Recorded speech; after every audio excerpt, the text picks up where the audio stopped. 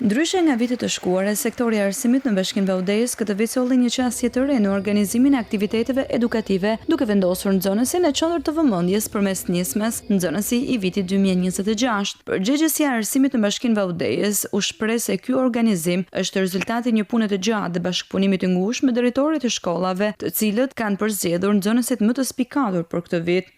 Është në kuadër të aktiviteteve që sektori i arsimit Bashkinë Vaudevës bën prej vitesh.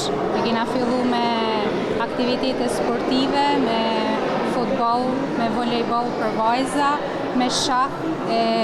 Këtë vit kena menduar që ky aktivitet ketë në një qasje tjetër me nxënësit, që është në qendër të vëmendjes nxënësi i vitit. Pra, këtë vit nxënësi merr statusin si nxënësi i vitit dhe na kena menduar që me i certifiku për këtë titull.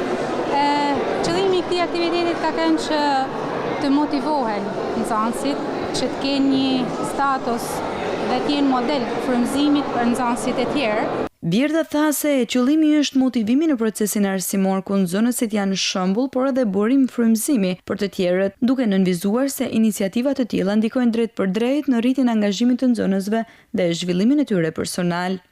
Ideja lindi duke pa që para, po them, ajo nxitja e nxënësit për me kenë model kohë të fundit, edhe të dashur me dhënë zall nxënësit si frymëzim për nxënësit e tjerë, dhe pas një pune gjatë që është bërë me drejtorat e shkollave për me nxjerr, po them, ekselencën e këtyre nxënësve ose talentin, dhe kena mrit në finalizimin me këtë aktivitet që po bëjmë sot. Kena një nxënës ekselencën për arritjen e notave të larta dhe një nxënës që është talent i vitit.